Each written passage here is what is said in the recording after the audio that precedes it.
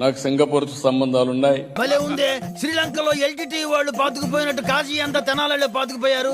నీ రేట్ ఎంతో చెప్పు. నాకు ఫ్రీగా మాస్టర్ ప్లాన్ డీటెయిల్స్ తయారు చేయమని ఆ రోజు అడిగితే నీకు ఫ్రీ ఫ్రీ ఫ్రీ ఆ రోజున్న ప్రధానమంత్రి లీ గారైతే ఇమ్మీడియట్ గా ఆంధ్రప్రదేశ్ అమరావతికి మాస్టర్ ప్లాన్ తయారు చేస్తామని, ఫ్రీగా తయారు చేస్తామని చేసి పెట్టిన దేశం సింగపూర్ దేశం. ఇది అబద్ధం. ఇప్పుడు నిజం మాట్లాడుకుందామా? సింగపూర్ ప్రభుత్వం మాస్టర్ ప్లాన్ ఇచ్చింది, దానికి ఫ్రీ అన్నటువంటిది ఉట్టి మాటే. అక్కడికి మనోళ్ళు అక్కడోళ్ళు ఇక్కడికి రావడానికి తిరిగిన ఖర్చులు కనీసం 1,000-1,500 కోట్ల రూపాయలు ఉంటుంది.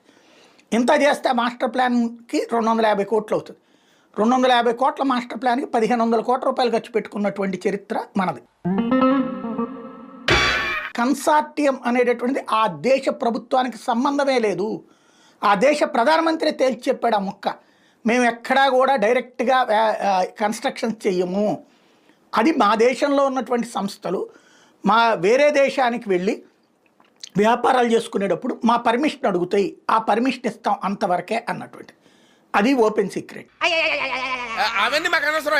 బట్ అది అసలు దాచేస్తారనమాట. అంటే మీడియా నీచత్వం, నీచ జర్నలిజానికి ఇది పరాకాష్ట అనమాట. అంటే అది రే రామ్